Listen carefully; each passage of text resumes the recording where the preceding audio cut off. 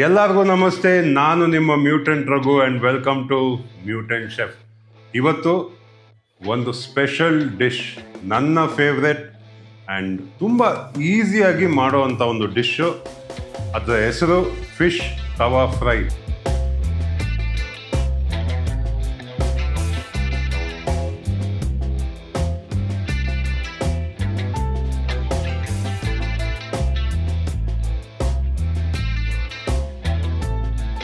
ಎಲ್ಲರ ಮನೆಯಲ್ಲೂ fish fry ಮಾಡ್ತೀರಾ ಆ್ಯಂಡ್ ತುಂಬ ಈಸಿ ರೆಸಿಪಿ, ಸ್ವಲ್ಪ ಡಿಫ್ರೆಂಟ್ ವೇ, ಮ್ಯೂಟೆಂಟ್ ವೇಯಲ್ಲಿ ಮಾಡೋಣ.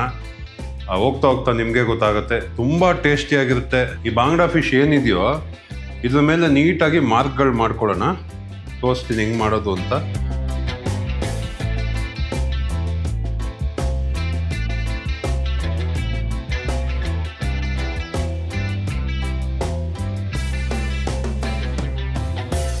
ಇದಕ್ಕೇನು ಮಾಡ್ತೀನಿ, ಫಸ್ಟು ಬೇಸಿಕ್ಕು ಒಂಚೂರು ಮ್ಯಾರಿನೇಟ್ ಮಾಡ್ಕೊಂಬಿಡೋಣ. ಇದಕ್ಕೇನು ಮಾಡಿದೆ, ಒಂಚೂರು ಸಾಲ್ಟ್ ಹಾಕ್ಕೊತೀನಿ,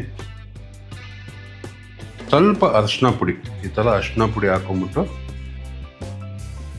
ಒಂದೊಂದೇ ಫಿಶ್ ತೊಗೊಂಡು ಈ ಥರ ನೀಟಾಗಿ ಮ್ಯಾರಿನೇಟ್ ಮಾಡ್ಕೊಳ್ಳೋಣ. ಮೇಲೆ ಅಷ್ಟೇ. ಇದಾದಮೇಲೆ ಮೇಯ್ನ್ ಮಸಾಲಾನ ಎನಿವೇ ಇದ್ರ ಮೇಲೆ ಹಾಕ್ತಾಯಿದ್ದೀವಿ. ಅಷ್ಟೊಂದೇನು ಬೇಕಾಗಿಲ್ಲ. ನಮ್ಮ ಬಾಂಗ್ಡಾ ಫಿಶ್ ಬಾಡಿ ಮೇಲೆ ನೀಟಾಗಿ ಮಾರ್ಕ್ ಮಾಡಿಕೊಂಡು ಇದಕ್ಕೆ ಸ್ವಲ್ಪ ಅರಿಶಿನ, ಸ್ವಲ್ಪ ಉಪ್ಪು ಹಾಕ್ಕೊಂಡು ನೀಟಾಗಿ ಅದ್ರ ಮೇಲೆ ಮಸಾಜ್ ಮಾಡಿದ್ದೀನಿ. ಇವಾಗ ಮೇಯ್ನ್ ಮಸಾಲ ಹೆಂಗೆ ಮಾಡೋದು ಅಂತ ತೋರಿಸ್ತೀನಿ. ಫಸ್ಟ್ ಏನು ಮಾಡ್ತೀನಿ, ಈ ಥರ ಒಂದು ಬೌಲ್ ತೊಗೊಂಡು ಒಂದು 4 ಸ್ಪೂನು ಖಾರದ ಪುಡಿ ಹಾಕ್ಕೊಳ್ಳಿ.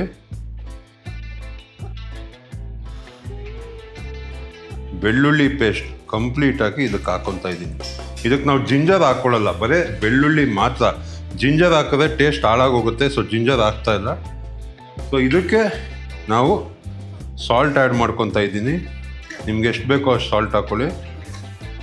ಸಾಲ್ಟ್ ಹಾಕ್ಕೊಂಡೆ ಆ್ಯಂಡ್ ಸ್ವಲ್ಪ ಟರ್ಮರಿಕ್ ಪೌಡ್ರ್ ಹಾಕ್ಕೊತಾ ಇದ್ದೀನಿ.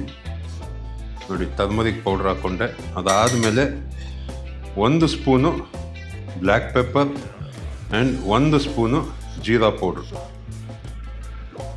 ಹುಣಸೆ ಹಣ್ಣಿನ ನೀರು ಮಾಡ್ಕೊಂಡಿದ್ನಲ್ಲ, ಇದ್ರ ಜೊತೆ ಮಿಕ್ಸ್ ಮಾಡ್ಕೊತೀನಿ. ನೋಡಿ, ಈ ಥರ ಹಾಕ್ಕೊಂಡು ಇದನ್ನು ಮಿಕ್ಸ್ ಮಾಡ್ಕೊತೀನಿ. ಸ್ವಲ್ಪ ಹುಳಿ ಇದ್ದರೆ ಸಖತ್ ಟೇಸ್ಟ್ ಬರುತ್ತೆ ಫಿಶ್ಶು. ಸ್ಪೆಷಲಿ ಬಾಂಗ್ಡಾ ಫಿಶ್ ಇದೆಯಲ್ಲ, ಎಷ್ಟು ಫ್ಲೇವರ್ ಹೀರ್ಕೊಳ್ಳುತ್ತೋ ಅಷ್ಟು ಟೇಸ್ಟಿಯಾಗಿರುತ್ತೆ. ನಮ್ಮ ಬೇಸ್ ಮಸಾಲಾನ ರೆಡಿ ಮಾಡಿಕೊಂಡೆ. ಇವಾಗ ಹಂಚನ್ನು ಬಿಸಿ ಮಾಡಿ ಆ ಮಸಾಲಾನ ಫ್ರೈ ಮಾಡಬೇಕು. ಇದೇ ಒಂದು ಟೆಕ್ನಿಕ್ಕು. ಮೊದಲು ನಮ್ಮ ಗ್ಯಾಸ್ ಆನ್ ಮಾಡ್ಕೊಳ್ಳೋಣ.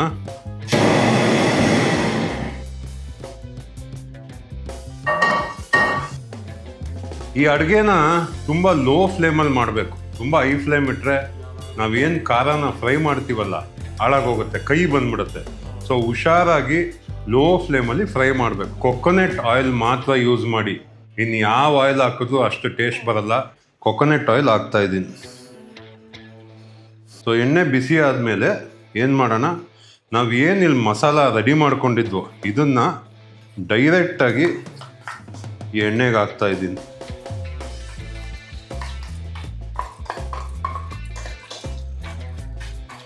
ರೆಗ್ಯುಲರ್ ಫಿಶ್ ಫ್ರೈಯಲ್ಲಿ ಏನು ಮಾಡ್ತೀವಿ, ಫಿಶ್ಶಿಗೆ ಮಸಾಲ ಹಾಕ್ಬಿಟ್ಟು ಆಮೇಲೆ ತವಾ ಮೇಲೆ ಫ್ರೈ ಮಾಡ್ತೀವಿ. ಬಟ್ ಇದು ಸ್ವಲ್ಪ ಡಿಫ್ರೆಂಟು.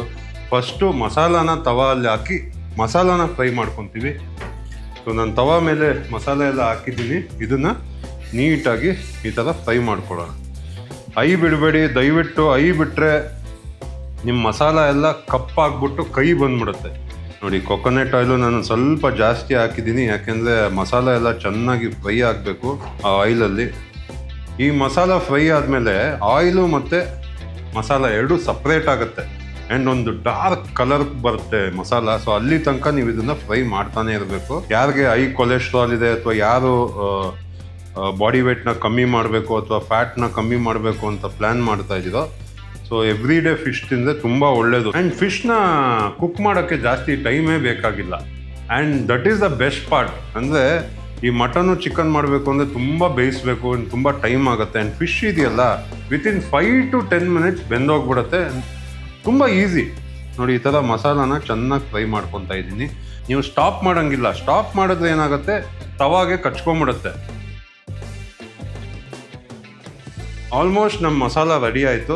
ಒಂದು ಮುಷ್ಟಿಯಷ್ಟು ಕರಿಬೇವು ಸೊಪ್ಪು ಹಾಕಿ ಇದನ್ನು ಮಸಾಲ ಜೊತೆ ಫ್ರೈ ಮಾಡ್ಕೊತಾ ಇದ್ದೀನಿ. ಇದ್ರ ಮೇಲೆ ಏನು ಮಾಡ್ತೀನಿ, ಒಂದೊಂದೇ ಫಿಶ್ ಇಡ್ತಾ ಇದ್ದೀನಿ.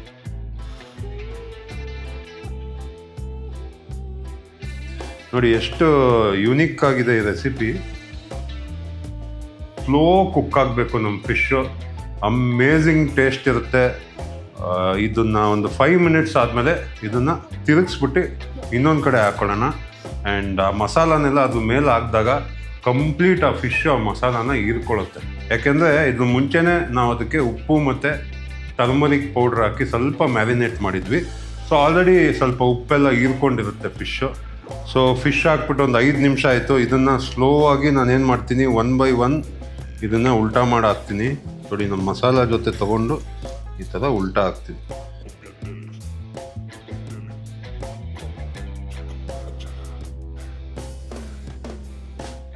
ಸ್ವಲ್ಪ ಪೇಷನ್ಸ್ ಇರಬೇಕು. ನೀವು ಇದನ್ನು ಅರ್ಜೆಂಟಾಗಿ ಮಾಡೋಕ್ಕೆ ಹೋದರೆ ಫುಲ್ ಖಾರನೂ ಸೀದೋಗುತ್ತೆ ಆ್ಯಂಡ್ ಫಿಶ್ ಕೂಡ ಫುಲ್ ಕುಕ್ ಆಗಲ್ಲ. ಕುಕ್ಕಿಂಗ್ ಮಾಡೋಕ್ಕೆ ಆ್ಯಕ್ಚುಲಿ ಪೇಷನ್ಸ್ ಬೇಕು. ಪೇಷನ್ಸ್ ಇಲ್ಲ ಅಂದರೆ ಕುಕ್ಕಿಂಗ್ ಮಾಡೋದೇ ಕಷ್ಟ. ಸೊ ಸ್ವಲ್ಪ ಪೇಷನ್ಸ್ ಇರಲಿ. ನಾನು ನಿಮ್ಗೆ ಯಾವಾಗೂ ಹೇಳೋದಷ್ಟೇ, ಯಾರು ಬೇಕಾದ್ರೂ ಕುಕ್ಕಿಂಗ್ ಮಾಡ್ಬೋದು, ವೆರಿ ಈಸಿ. ಆ್ಯಂಡ್ ಇವಾಗಂತೂ ಒಂದು ಕ್ಲಿಕ್ ಮಾಡಿದ್ರೆ ನಿಮ್ಗೆ ಏನು ಫುಡ್ ಬೇಕಾದ್ರೂ ಸಿಗುತ್ತೆ. ಆ್ಯಂಡ್ ನೀವು ಏನು ಆಚೆಯಿಂದ ತಿಂತಾ ಇದ್ದೀರೋ it's all junk, empty calories. So ಆದಷ್ಟು ಈ ಥರ ಹೆಲ್ದಿ ರೆಸಿಪೀಸ್ ಮಾಡಿಕೊಂಡು ಮನೇಲಿ ತಿನ್ನಿ, ನಿಮಗೂ ಒಳ್ಳೆಯದು, ನಿಮ್ಮ ಬಾಡಿಗೂ ಒಳ್ಳೆಯದು. ಇದನ್ನು ಮತ್ತೆ ಟರ್ನ್ ಮಾಡ್ಕೊತಾ ಇದ್ದೀನಿ 1 by 1. ಆ್ಯಂಡ್ ಈ ರೆಸಿಪಿ ನಿಮಗೆ ರೈಸ್ ಜೊತೆ ತಿನ್ನೋಕ್ಕೆ ತುಂಬ ಚೆನ್ನಾಗಿರುತ್ತೆ. ಆ್ಯಂಡ್ ಬಾಯ್ಲ್ಡ್ ರೈಸ್ ಜೊತೆ ಇನ್ನೂ ಅಮೇಝಿಂಗ್ ಆಗಿರುತ್ತೆ. ನೀವು ಬೇಕಾದ್ರೆ ನೀರು ದೋಸೆ, ಅಕ್ಕಿ ರೊಟ್ಟಿ ಏನಲ್ಲಿ ಬೇಕಾದ್ರೂ ಇದನ್ನು ತಿನ್ಬೋದು. ಬೇಕಾದ್ರೆ ನೀವು ಹಂಗೆ ಬೇಕಾದ್ರೂ ಇನ್ನೊಂಚೂರು ಲೈಮ್ ಹಾಕ್ಕೊಂಡು ಅದೇ ಥರ ತಿನ್ಬೋದು. ಸೊ ನಿಮ್ಮ ಚಾಯ್ಸು, ನೀವು ಹೆಂಗೆ ಬೇಕಾದ್ರೂ ತಿನ್ಬೋದು. ನನಗೆ ರೈಸ್ ಜೊತೆ ಇದು ತುಂಬ ಇಷ್ಟ. ಆಲ್ರೆಡಿ ರೈಸ್ ರೆಡಿ ಮಾಡ್ಕೊಂಡಿದ್ದೀನಿ ಆ್ಯಂಡ್ ಮನೇಲಿ ಎಲ್ಲರೂ ವೆಯ್ಟ್ ಮಾಡ್ತಾ ಇದ್ದಾರೆ ಈ ಫಿಶ್ ತಿನ್ನೋಕ್ಕೆ. ಸೊ ಇದಾಗಿದ್ದ ತಕ್ಷಣ ನಿಮಗೆ ಬಾಯ್ ಹೇಳಿ ಈ ಫಿಶ್ ಖಾಲಿ ಮಾಡಬೇಕು. ಯಾಕಂದರೆ ಬೆಳಗ್ಗೆಯಿಂದ ಏನೂ ತಿಂದಿಲ್ಲ ಇವತ್ತು. ನಮ್ಮ ತವಾ ಫಿಶ್ ಫ್ರೈ ರೆಡಿಯಾಗಿದೆ.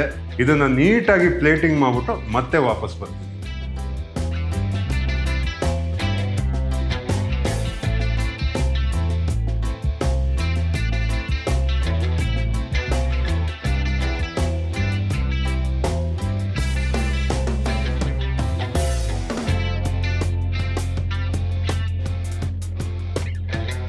ನೋಡೋದ್ರಲ್ಲ ನಮ್ಮ ಬಾಂಗ್ಡಾ ತವಾ ಫ್ರೈ ಎಷ್ಟು ಚೆನ್ನಾಗಿ ಕಾಣಿಸ್ತಾ ಇದೆ ಅಂತ.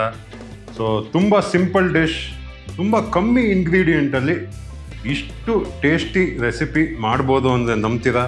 So it is possible. ಇಮಿಡಿಯೇಟಾಗಿ ಬಾಂಗ್ಡಾ ಫಿಶ್ಶು ಅಥವಾ ಯಾವ ಫಿಶ್ ಅದು ತೊಗೊಂಬಂದು ಈ ಮಸಾಲ ಅಲ್ಲಿ ತವಾ ಫ್ರೈ ಮಾಡಿಕೊಂಡು ಮಾಡಿ ತಿನ್ನಬೇಕು. ಆ್ಯಂಡ್ ಕಮೆಂಟ್ ಸೆಕ್ಷನಲ್ಲಿ ಕಮೆಂಟ್ ಮಾಡಬೇಕು ಹೆಂಗೆ ಬಂದಿದೆ ಅಂತ. ನನಗೆ ಗೊತ್ತು ನಿಮ್ಮ ಆನ್ಸರ್ಸ್ ಎಲ್ಲ ತುಂಬ ಪಾಸಿಟಿವ್ ಆಗಿರುತ್ತೆ ಅಂತ. ಯಾಕೆಂದರೆ ಸಖತ್ ಟೇಸ್ಟಿಯಾಗಿ ಬರುತ್ತೆ. ಹಂಗೆ ತಿನ್ನೋಕೆ ಹೋಗ್ಬೇಡಿ. ಬಿಸಿ ಬಿಸಿ ವೈಟ್ ರೈಸ್ ಇಲ್ಲ ಬಾಯ್ಲ್ಡ್ ರೈಸ್ ಜೊತೆ ತಿನ್ನಿ, ಇಲ್ಲ ಅಂದರೆ ಅಕ್ಕಿ ರೊಟ್ಟಿ, ನೀರು ದೋಸೆ, ಇದೆಲ್ಲ ಒಂದು ಅಮೇಝಿಂಗ್ ಕಾಂಬಿನೇಷನ್ನು. ನನಗೆ ಗೊತ್ತು ನೀವೆಲ್ಲ ನನ್ನ ಕುಕ್ಕಿಂಗ್ ಚಾನಲ್ನ ರೆಗ್ಯುಲರ್ ಆಗಿ ನೋಡ್ತೀರಾ ಆ್ಯಂಡ್ ಎವ್ರಿ ಡಿಶ್ನ ನೀವು ಟ್ರೈ ಮಾಡಿ ಎಂಜಾಯ್ ಮಾಡ್ತೀರಾ ಅಂತ.